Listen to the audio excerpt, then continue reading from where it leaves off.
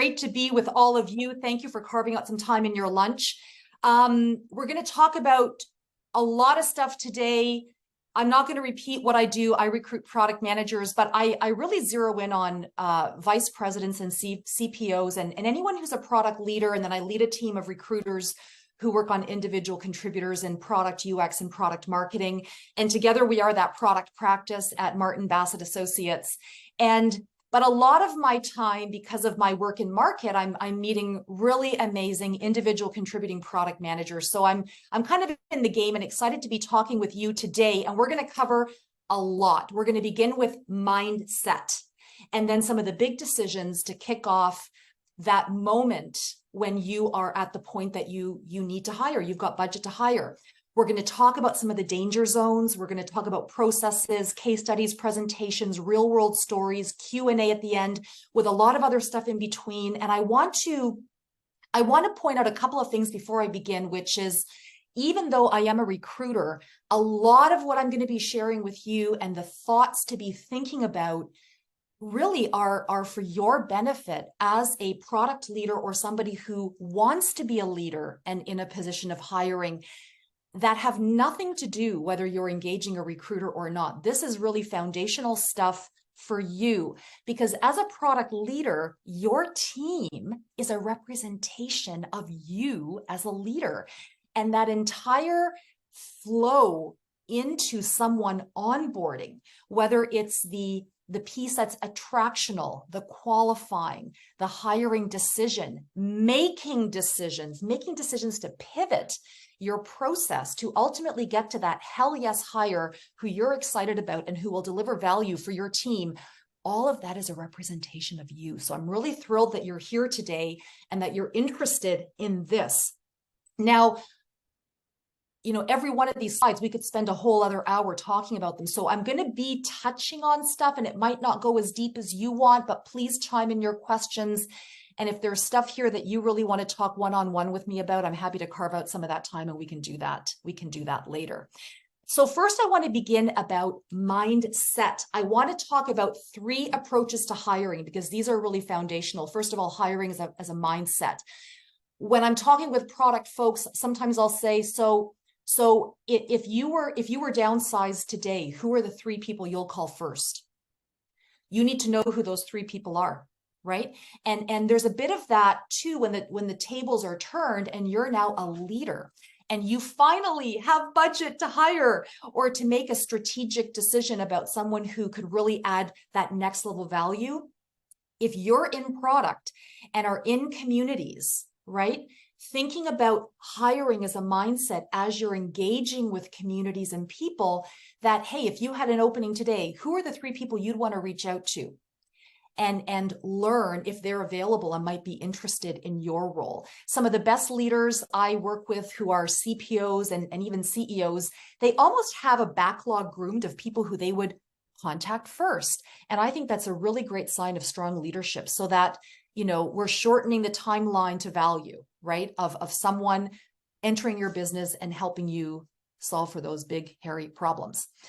We also want to be, to hire is a part of promoting, in a lot of ways. We can never underestimate the fact that there could be someone in your organization who might be ready to cross the room into product or on your product team who is ready for that opportunity. So thinking about hiring also begins with thinking about, is there anybody we could move into the role internally? Super important.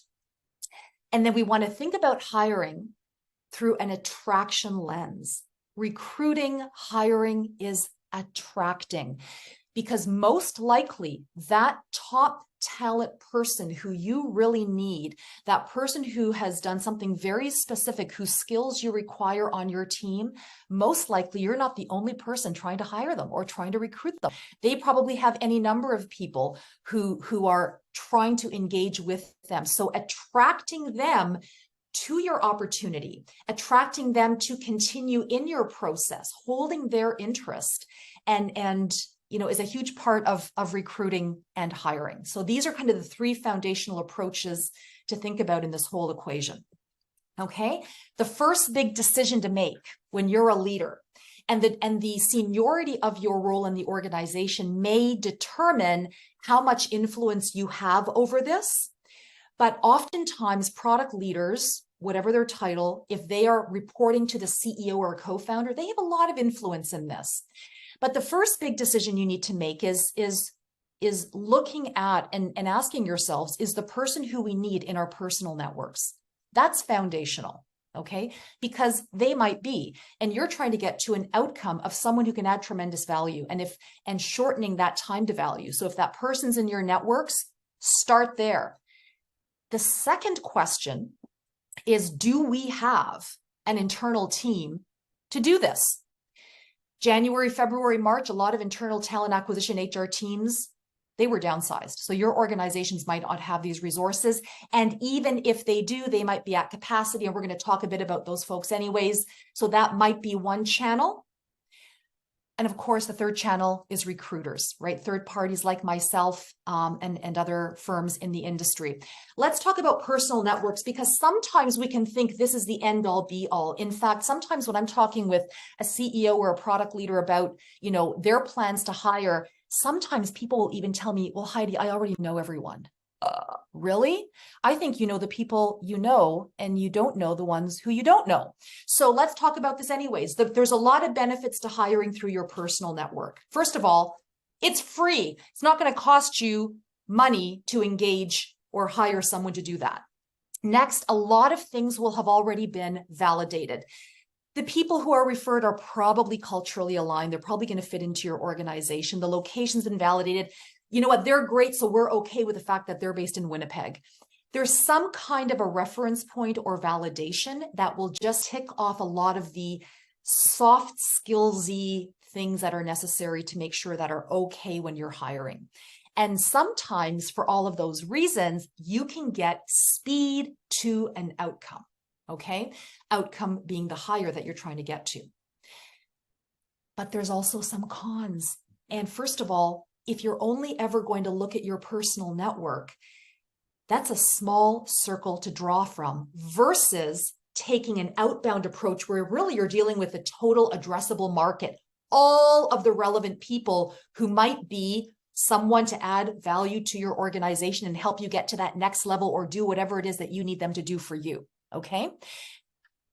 Sometimes if we're only looking at people from our personal networks, organizations run the risk of really having very homogenous teams. There's risk of biases. Everyone sort of has gone to the same university, is in the same groups, lives in the same areas, very similar lifestyles. Everyone's a dog person or everyone's a cat person, whatever it is. And sometimes with these situations, sometimes an employer might be likely to make excuses for or settle for someone for all of the soft skills. Well, you know what? I know that they're not really, I know they've never really done API integration, product management, but you know what? Like they're super and we worked together at the last company and I know that they would really fit in. So there's pros, there's cons to everything. Let's talk about internal teams. What this means is an internal talent acquisition, HR, or people group who might lead that engagement to find the person who you're going to hire. The pros are, well, you're already paying their salaries. So there's that. Okay. They're going to kick in all the things that they have learned and trained to do. It might include bonuses, incentives for hiring. These teams are high value, very impactful when an organization that you work for is a really strong brand. I mean, when that name goes up on LinkedIn or a website, we're hiring, wow, they might be dealing with a volume of candidates. Fantastic. Sometimes some internal talent acquisition teams do outbound recruiting. Some do. Fantastic. They're typically very dialed in on the soft skills necessary to being someone a company would hire. Okay, so that's fantastic. And they also have immediate access to all the stakeholders. So sometimes the process can run optimally because if you're an in-office or a hybrid or you're in your company's Slack, things can move along sometimes when an internal team is doing it. I have worked with some incredible talent acquisition teams in technology companies, some of the best, and the good ones are gold. Take care of them, product leaders. baby them, love them, take the time to listen to their careers and all the things, and share with them what you know to help them be better at what they do for your organization and your team. The best ones are champions of growth. They actually live outside of their function of trying to find someone who you'll hire, but they're thinking, wow, this person might be amazing for the future, for next quarter, when we get the next budget, when we're scaling that next level. So do not underestimate this team, because the best ones are gold and diamonds, or whatever, maybe platinum, whatever is the highest value thing today. But there's some cons, because there's pros and cons to everything. And the biggest one is mistaking an HR team to being a talent acquisition or a recruiting team, because most HR people don't sign up for a career in HR to be a recruiter. They're all about managing those human resources, okay? Many are generalists, because some technology companies might only have one or two or three, and they're doing all roles, all functions, and they have to do all of those with excellence and know what great looks like. And so that can be really tough. If you're a brand, the inbound volume might be high to applicants, but maybe the relevancy is low. And we've been seeing a lot of that this year. High volumes of applicants, relevancy to the search is low. Sometimes inbound is low. Sometimes that happens. Sometimes internal talent acquisition teams, the person leading it or those teams might have a challenge, or even the product leader might have a challenge pivoting to a go-to-market strategy if what is happening really isn't working. Because here's the interesting thing about talent acquisition teams, internal teams, is that, you know, on a balance sheet, they're an expense. So they're kind of always justifying, right? They're justifying, we're important, we can do it, give us a chance, we'll deliver value. Oh God, we didn't do it, and then pivoting. Sometimes that's really hard and nobody wants to do it. And that's why sometimes when we get engaged in our firm, we might hear a company saying, we've been looking for 6 months and it's not working. We've been looking for 8 months. And so sometimes you got to know when to cut the ties and do it differently. And as a leader, you may be tasked to make that decision one day. This isn't working. What do we do now? And the biggest con is when they're not business people, okay? They're just working through their small piece versus thinking bigger about the incredible value that they bring to your company, because they are incredibly important. That's why they've been hired, okay? That's why I say love them and nurture them and help them be better, okay? Then we've got external teams, like the firm I work for, Martin Bassett Associates. First of all, the biggest benefit to hiring a search firm is that they are outbound in their efforts, and they have access to the total addressable pool of candidates wherever they are. And their entire existence is to engage, attract, and qualify and deliver to you, the leader, a bespoke, curated group from which you can make decisions. Okay, you as a stakeholder, your time is curated. You're not having to meet with lots and lots and lots of people, hopefully, to get to, oh yes, now here's one. You're meeting the people who align to your requirements. Recruiters are outcome motivated. This is how they earn a living. They earn a living once they've placed someone. And they also have a lot of access to market insights. Ask a recruiter what's happening in the market today, and they're going to have a whole lot of stuff to tell you, especially if they specialize. Salaries, what's happening, how to get them, how hard will this be? They have done it before. This is their lived experience. They're also partners in the sticky stuff. You know, that awkward stuff. Oh my gosh, I work for a company where there's baggage, and actually people, I don't know what's happening. We get them in the first interview, then they don't come back. Real life story, fun fact. I remember recruiting for a company before COVID, and a candidate went to an interview at their office. And while they were pulling out of the parking lot to drive away after the interview, an employee from that building ran to the car, knocked on the window, and said, I just want to warn you, don't come work here.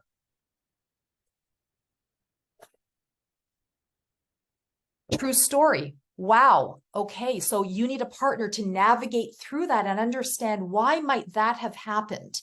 And there's always cons. There's pros and cons to everything. Here's some of the cons with external recruiters. It's going to cost you. It's an investment.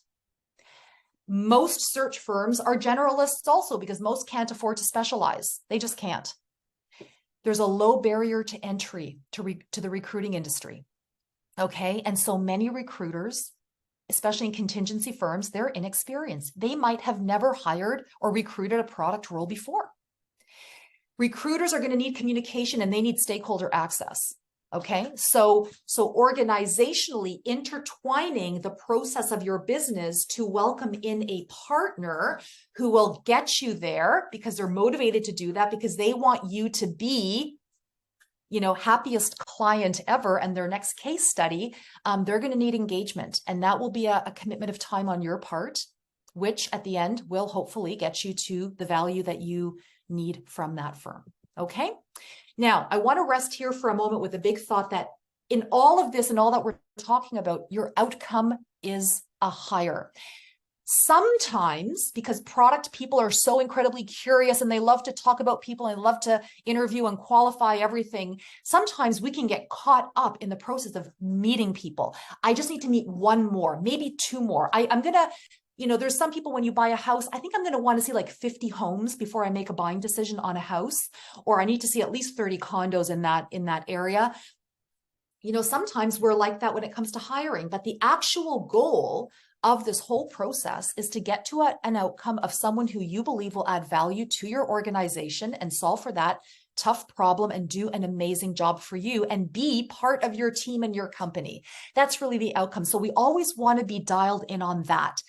That process of getting to a hire could come, imagine this, after meeting one person. What if you met one person and you said, they can do the job, they want to do the job, they fit in culturally, and all of the other pieces align? Imagine making a hiring decision after meeting one person. Can you handle it? Yes, that would be the ideal. Or it might come after meeting 3 people or maybe 5 people, but we want to start to take away any assumptions that I'm going to have to interview a lot of people and this is going to take forever, because it doesn't have to. And as a leader, as a new leader, you want to set things up to get to a decision. That's the goal. Now, what are some of the danger zones when you're hiring? Processes are not defined before you begin. You're making it up as you go. Who should we have them meet next? I don't know. Should we do a case study? What do you think? We want to have all these things worked out. But while we have a process, we want to be flexible, agile. What if the person who you want to hire has worked at a competitor? They've solved for that very thing. There's some kind of a connection, and you know, wow, they could really, I mean, they can do the job, and we validated that in a few different ways. How might we reimagine the subsequent steps in the process that we did define as important, but really, quite frankly, perfection's looking us in the face. And all of those extra steps were for someone who wasn't that person. They're not this person. So how can we be flexible and adaptable? Too many steps. Lacking an attraction strategy. This is so interesting, because sometimes when we're in interview zone, we're so focused on the interview and the qualifying, and I'm now interviewing because I'm a leader for the first time and I've got a shot at this, that we forget to put on our sales pitch hat and talk about the vision cast, and get people excited about what is going to be happening and why they would want you over those other 2, 3, or 10 companies who are also trying to attract that very same person. You know, this is a phenomenon not unlike when you're a candidate interviewing. Sometimes candidates forget that they need to express interest. I have no other questions, but I just want to confirm with you that I'm highly interested in this opportunity, and I'll tell you why. Or for an employer to say, you know what, I'm so excited that we met today. I really want you to meet more people. That is so boom, got it. People want to know that, you know what, something good is here. Let's keep it going. Competing priorities. How have you ever thought this is my number one priority? Because I've heard it. And reality is, when you start to hire, business creeps in, problem sets creep in. So we want to always make sure that if, you know, where is this? Is this our number one? And if it is, then are we doing what we are saying and putting this in the position of number one versus everything else that, quite frankly, will always be there, right? But this has a likelihood of getting to an exit. Fear, insecurity, indecisiveness. These are normal, natural feelings and things to wrestle with. And the challenge with searches that are drawn out for any of these reasons is that in the market, things can begin to creep in. that if you don't have a partner overcoming these things, you might not have access to the candidate you actually need to hire. Have you ever thought, wow, they're still looking? I'm sure some of you have thought that about opportunities that you hear.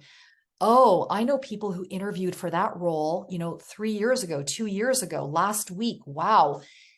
These things can creep in, and you want to be in a situation where you're avoiding that. The heartbreak is going full circle. You didn't have your process defined. You didn't really know who you wanted to hire. So you interview a bunch of people, and then the question is, wow, is the first person we met still available? Because now we actually know that that's who we want. And where's the leader in all of this? If you are that product leader, you are the leader. And you'll make decisions. And sometimes it's tough decisions, and it's curating, and it's making the call. This is who I want for my team, for reasons that the other folks who are involved may not even understand. But if you own the next steps that are coming, you may have to make that decision, and that's okay. The ideal process. When I thought about talking about process, I thought, well, we could talk about many processes, but everything is so dependent on the size and the stage of your business and how many stakeholders and what is the role. And is it a role that you already have and you're just replacing them? Or is it a net new thing and you've actually never had anyone who's done this before? So here's the ideal process framework for most positions. The first is defining the why. Why do you need to hire this person today? Or why do you think you do?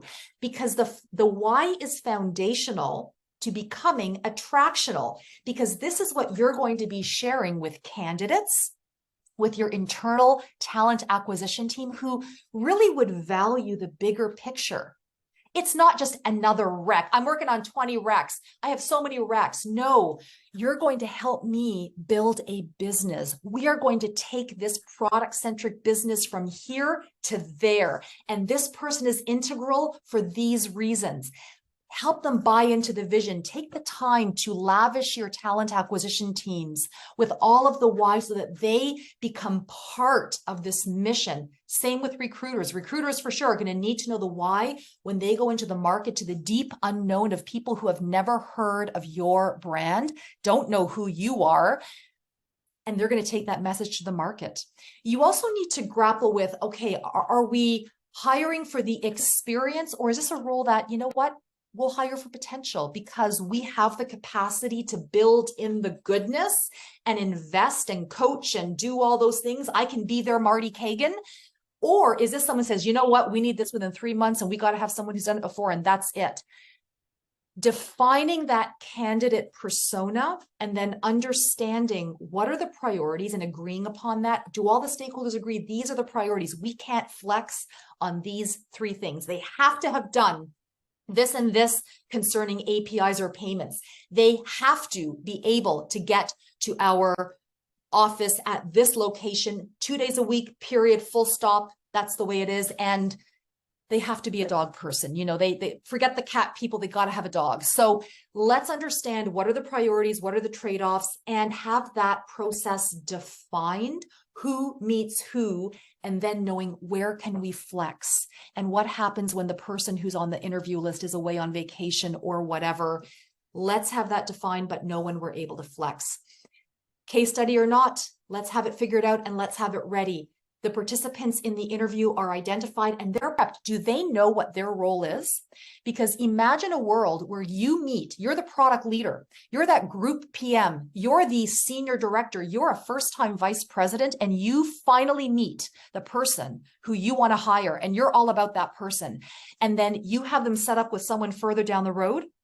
I'm going to pick on the VP of sales for a minute, but let's say the VP sales is in that conversation and all of a sudden that VP sales wants to share with you what they thought and it's not in alignment to you. What? Because they took it in a whole other direction and that wasn't what you needed them to do. You needed that person to sell the candidate on what that pipeline looks like and how, we're not going to be one of those people laying off in 6 months because you're doing such a great job as a VP and this is what our business looks like for the next 12 to 24 months. That's what you needed them to do, and they didn't do that. That's okay. We can learn. Define decision maker. Who's the person who's going to make that call? Once upon a time, about 3 years ago, the way a lot of product managers got hired was by consensus. Let's get everyone in. Let's get everyone meeting them. Let's get everyone chiming in. And no one really owned the decision. Well, you know what? Everyone felt, or you know what? This person said this, so now we don't think so. But we're in a different time now. Very different. Who's the ultimate leader who's going to be held accountable to the performance and the results of this hire? That person owns the final outcome, typically, or that person's boss. And then having the hiring workflow defined. So what happens? You say, I want to hire this person. What happens next? Okay. Is there a drafted offer letter that we're just inserting the name and the amount and the date? Or where's the offer? Who usually does that? What about references? Do we do credit checks, reference check, drug test, criminal tests, all those tests? Who's doing that? Do we do them? So having all of that understood, especially when you're a first-time leader or the first time you're hiring in that company, okay? You got to have all this stuff figured out. This is not where you want to, take a week and figure it out. No. Now, to case study or not to case study, that is the question. If I could see all of you on the screen, I would love a show of hands. How many of you feel that case studies are critical for an IC role versus a senior level strategic role? We're not going to go there today, but I'd love to know. That is the question, and everyone has their differing opinion, and that's okay. But here's what you need to know as someone who's been doing this for a long time. Contrary to popular belief, not everyone does them. Not every software company, tech company has candidates present something. A lot of them do, but not for all roles. So here's some best practices to think about. Know your why. Why do you think we need to do this? What is the outcome that we're looking for? And what ifs? So what if we really want to hire this person and then this happens in the case study, or then that happens? Okay. In an ideal world, if you have ever been someone tasked to do this, as I'm sure you have been at some point in your career, wouldn't you like to know that you were actually the person they wanted to hire who was asked to do this versus you're one of 10 candidates and everyone's doing a presentation? So that's a lot of time, not only for you to do that with less than 10% likelihood that you're the hire. So why am I really doing this? And imagine the time constraints on the employer. If they've now got to listen to 10 presentations, oh, and by the way, each presentation will involve 5 people. Think about it.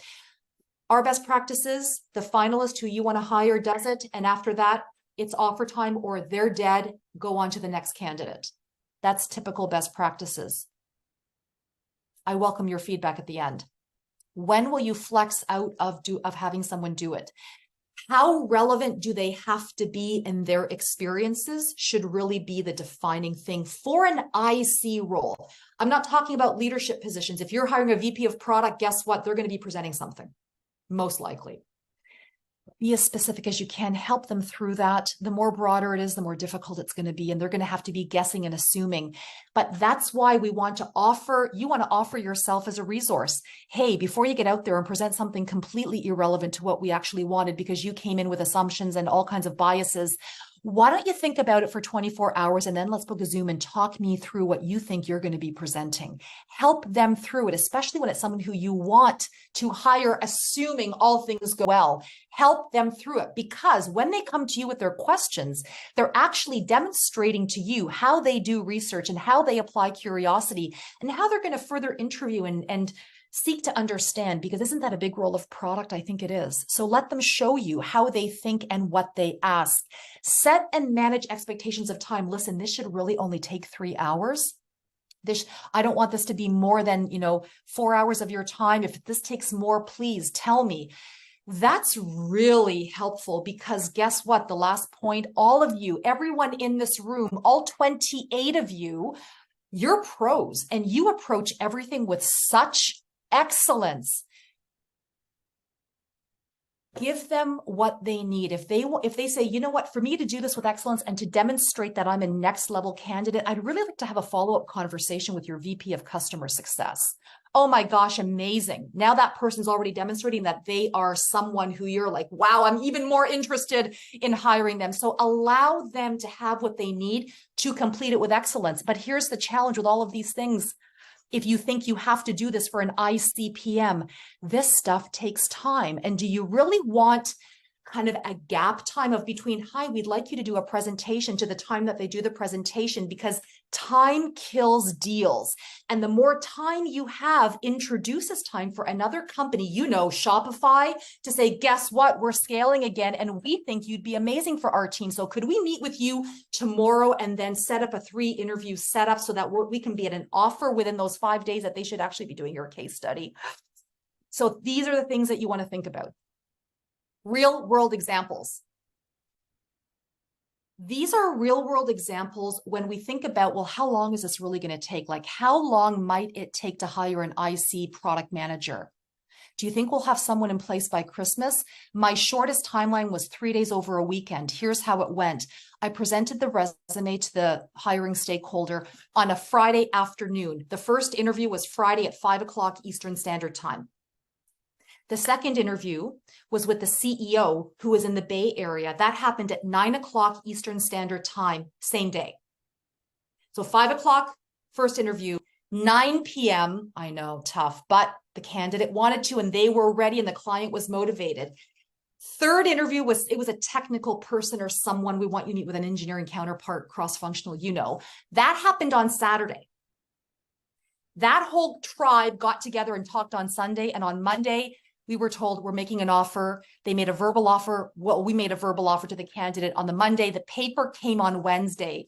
There was a bit of a hiccup there. They should have had that paper ready on Tuesday or end of day Monday, but it came on Wednesday and the candidate was hired. 3 days over a weekend. And by the way, they interviewed 2 people. 2 people. Okay? 2 people in that like 24, like that was the kind of the whole thing. Next shortest timeline, which is more doable for most companies. They did their hiring. They had a cool process. So this company did hiring everything had to happen. Their HR team said these things have to happen within a 2-week window. That's our metric. So when we presented a candidate, they validated, yes, we want to meet them. They set up all the interviews. So it was a 4-interview process, no presentation, no case study. And we set up all the interviews and it was gated. So yeah, yes, thumbs up. They went to the next one. Yes, thumbs up. Oh, no. And then they talked, no, out. The other ones were better. And then we just canceled the others. And everything was beautiful and seamless. And it all happened. The shortest happened within a week because everything was just scheduled. That was pretty cool. We ended up placing like 10 ICPMs with that organization. It was really seamless. Then very recently, we've had 6 months of chaos, a couple declined offers. They still haven't hired anyone. And the biggest roadblocks, 2 big roadblocks that led to that kind of that chaos and lots of friction. The client was inflexible on how to do work. So this was the in-office versus hybrid scenario. Adding to that, so they had a higher flex on in-office, which goes against the market trends right now. And the candidates who they need to hire are very specific. Like, it's not a broad persona. It is a small community.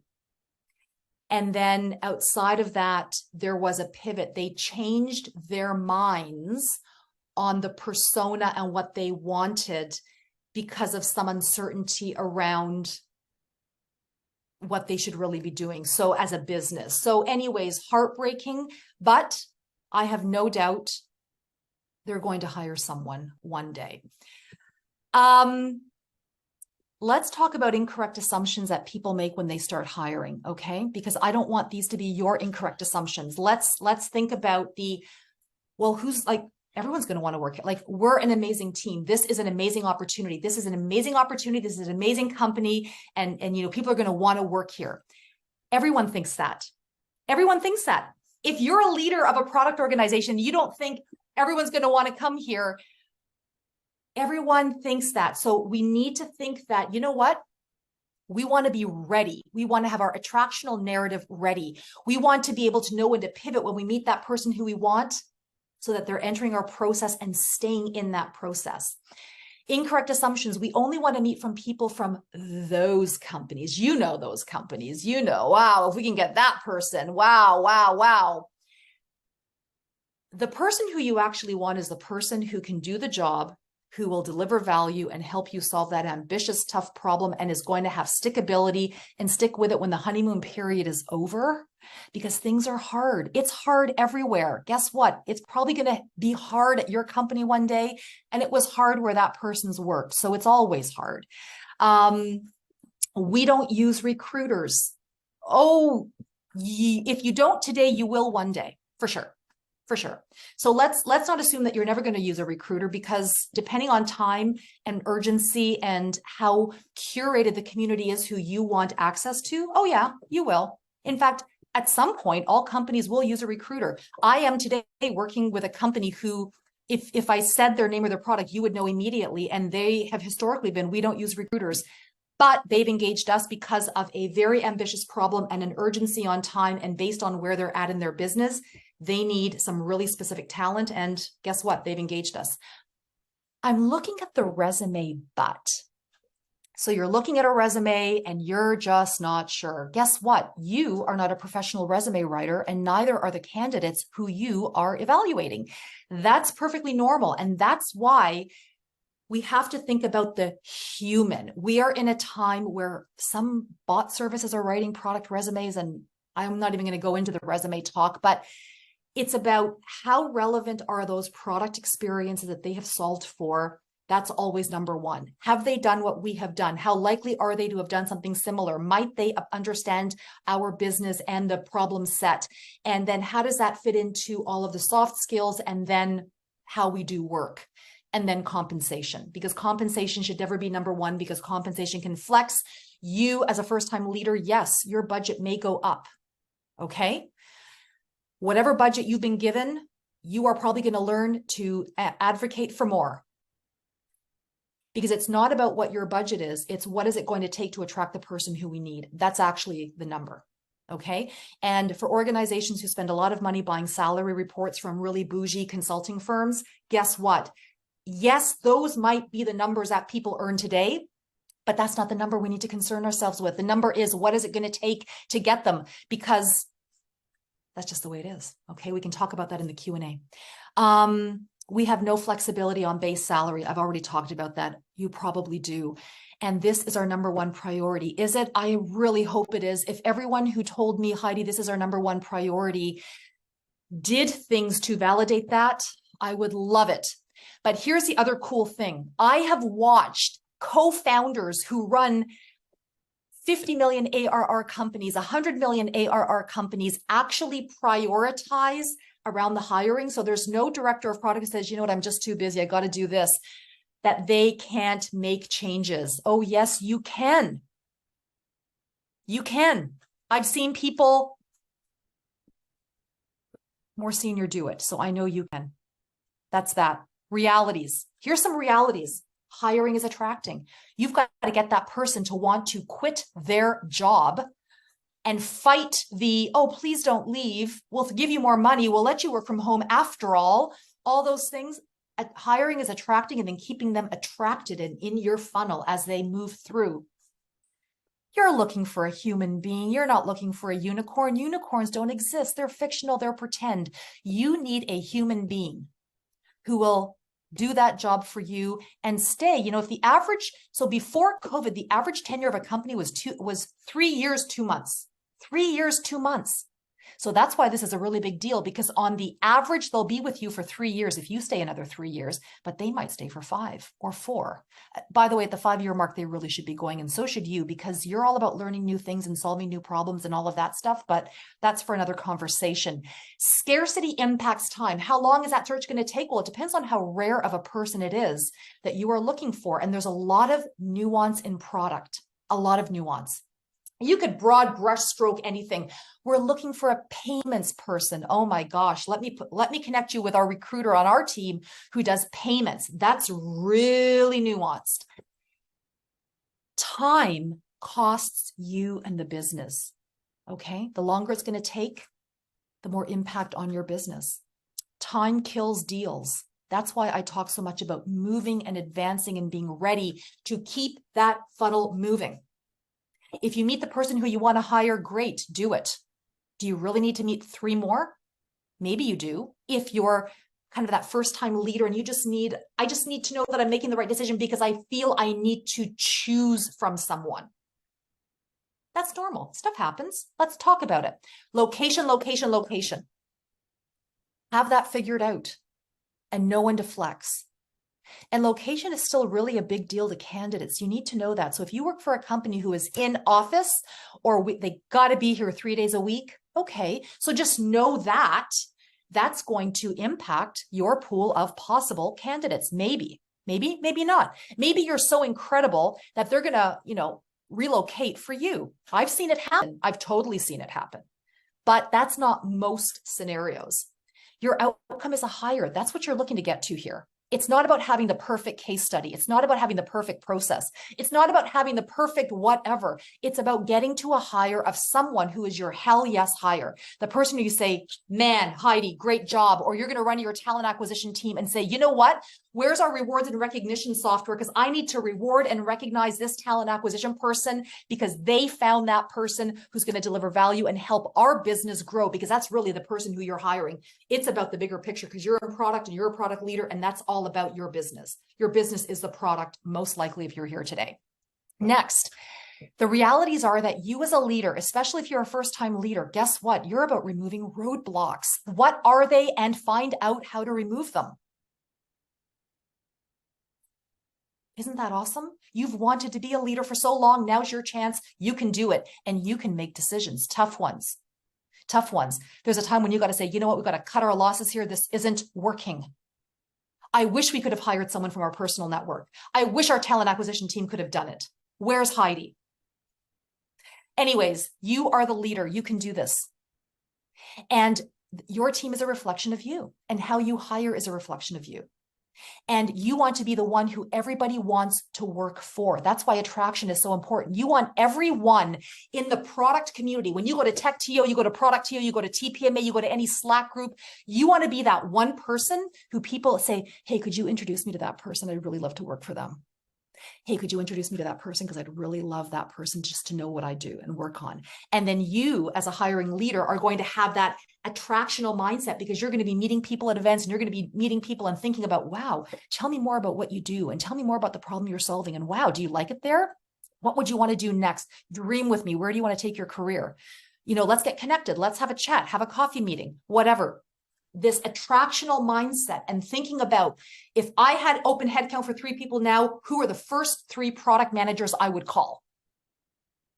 Okay, let's think about it. You are the leader and you can do this. I know you can. We did it.